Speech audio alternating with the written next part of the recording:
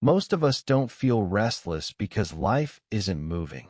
We feel restless because it never truly stops moving. Days pass, weeks pass, years pass, and yet, when we slow down for a moment, there is often a quiet feeling that something essential inside us has not really changed. Life keeps offering new experiences, new situations, new challenges, but the one who is living through all of it often feels familiar, unchanged. This is not a problem.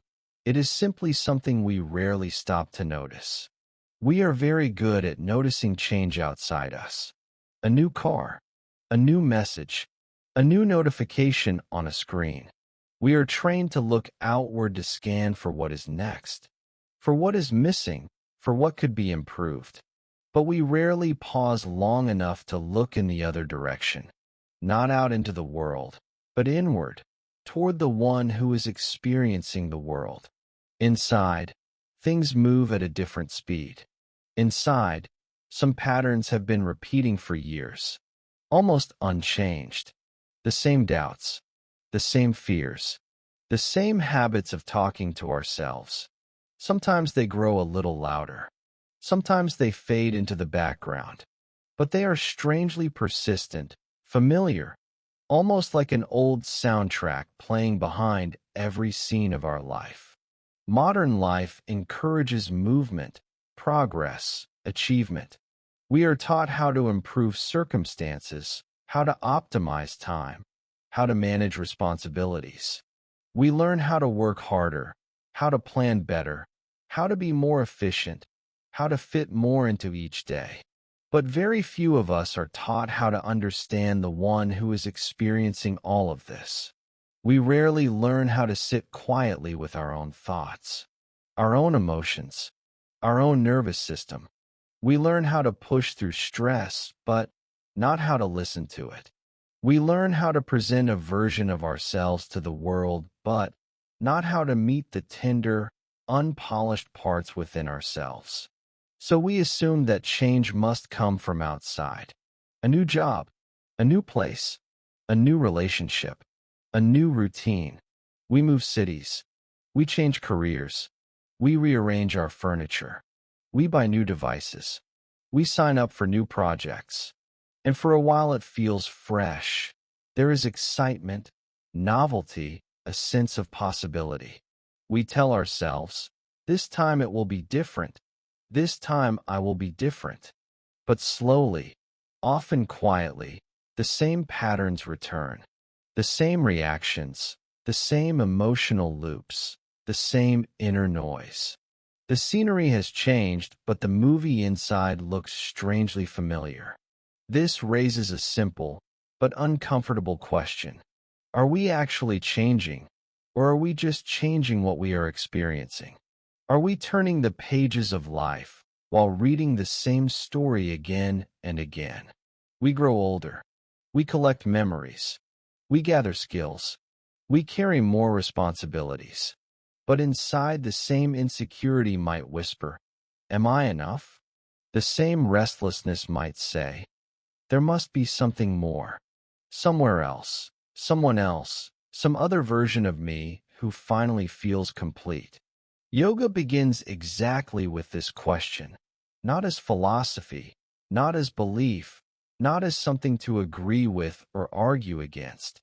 It begins as observation, as a quiet, honest look at our own experience. If you look closely at your own life, you may notice this pattern. Situations change, but reactions repeat. People change, but expectations remain. Achievements come, but restlessness quietly follows. Moments of success arrive, but the mind quickly moves on to the next target, the next task, the next comparison. This does not mean something is wrong with you. It simply means the mind has been left unexplored. We were taught how to think, but not how thinking happens. We were taught what to think, what to believe, what to aim for, but not how the mind creates stories, identities, and interpretations. We were taught how to act, but not how reactions form, how a single thought can trigger an emotion, how an emotion can shape our breathing, our posture, our choices. We learn to manage the outer world, but not the inner climate from which our actions arise. Yoga does not begin by fixing the mind. It does not begin by saying, "Stop thinking. Be positive. Be peaceful." It begins by seeing the mind, by recognizing how thoughts appear, how they fade, how they repeat, by noticing how quickly we believe them, follow them, argue with them, and try to escape them. Because the moment you try to control the mind, you strengthen the one who wants control. Effort enters, tension follows. We create an inner struggle between the me, who is trying to be calm, and the mind that refuses to cooperate. And even practices meant to calm the mind can become another form of pressure, another goal, another task, another way to feel that we are not yet enough. Yoga suggests a different direction. Instead of forcing stillness, it invites awareness. Awareness is not concentration.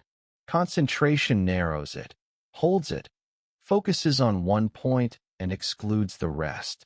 Awareness opens, it includes, it allows everything to be as it is without rushing to fix it. In concentration, we often try to hold on. In awareness, we learn how to let be. When awareness is present, thoughts are allowed to rise.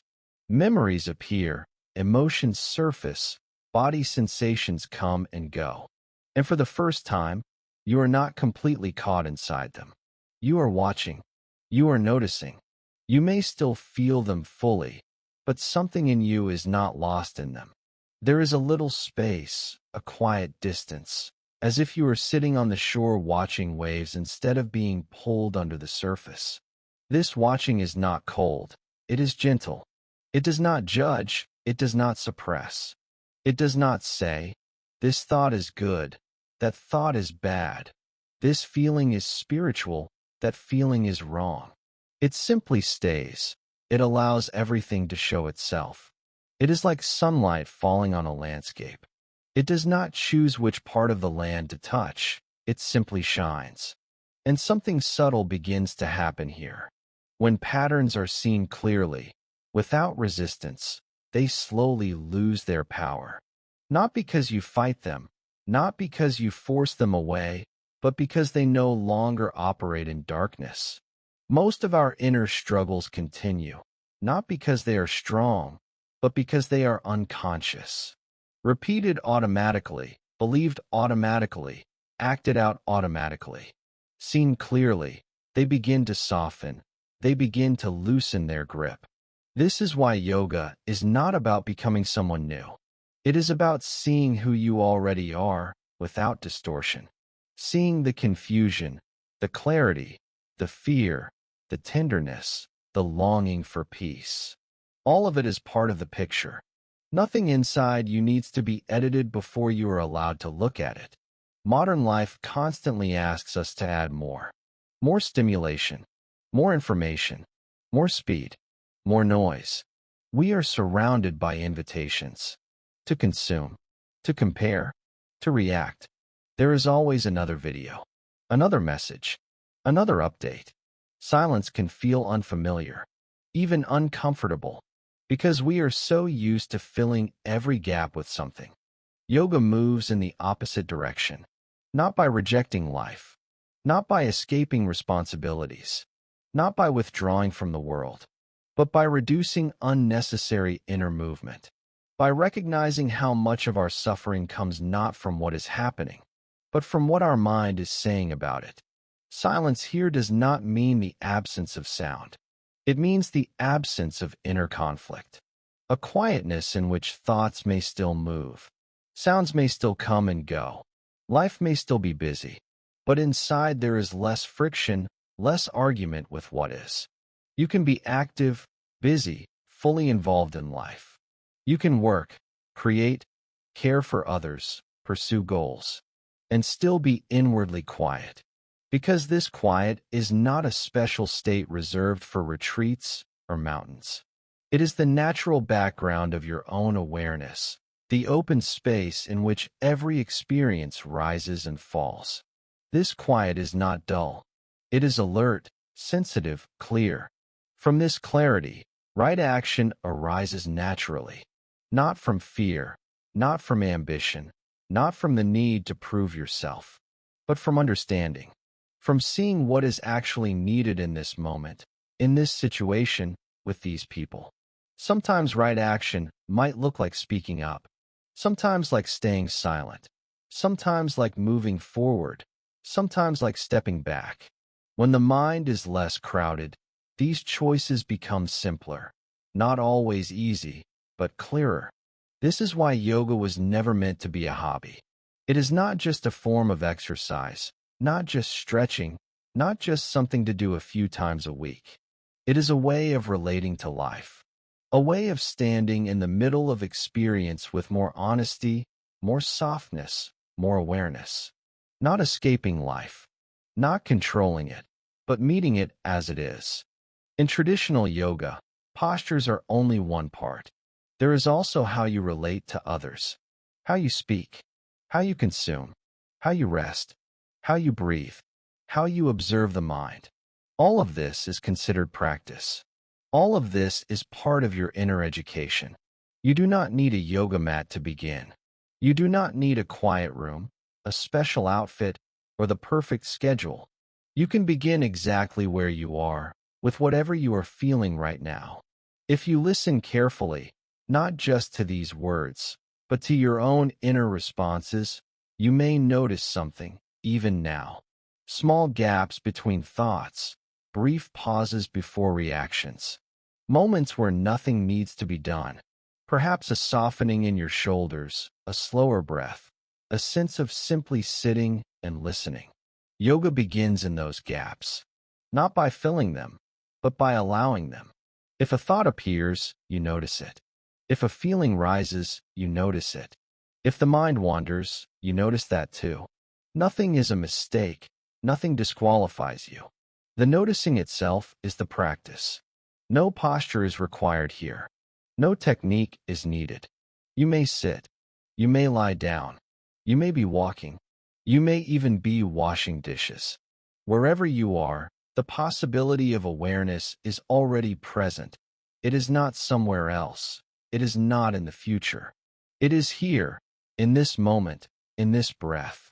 Just a willingness to see is enough to see when the mind is restless, to see when the heart is tight, to see when the body is tired or bracing or relaxed.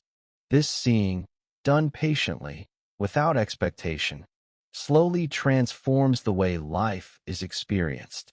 Nothing dramatic needs to happen. You may still go to work, still take care of your family, still handle emails, still face challenges. Life continues, but something inside loosens, the grip of old stories weakens. Reactions soften, clarity increases. You may still feel anger, but you see it more quickly, act it out less blindly.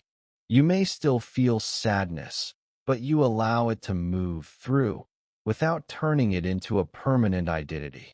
You may still feel fear, but you recognize it as a protective response, not as the truth of who you are. And slowly, effort gives way to ease. Not laziness, not avoidance, but a natural ease in being yourself. You stop trying so hard to be someone else, to be always impressive, always in control, always ahead. You begin to trust that meeting each moment with awareness is enough. This is not the end of the path. It is the beginning. A beginning that does not demand belief, only honesty. Honesty about what you feel, about what you avoid, about what you truly long for. Honesty about the ways you distract yourself, the ways you hurry past your own life. From this honesty, curiosity appears. What happens if I pause here for just a moment? What happens if I breathe a little deeper, if I notice this thought instead of chasing it? What happens if I allow this feeling to be here without immediately reaching for a distraction? These small questions are powerful. They do not demand an instant answer. They simply open a door to a different way of being with yourself. If something in this resonates, let it stay quietly. There is nothing you need to remember, nothing you need to achieve from listening. You do not have to turn this into another task, another goal, another standard you must live up to. Just notice how you feel right now. Notice the breath. Notice the body. Notice the space around you. Notice that life is moving, yes, but awareness can remain still. That you can be in the middle of movement and still taste a small, clear, inner pause. Just notice. That is enough.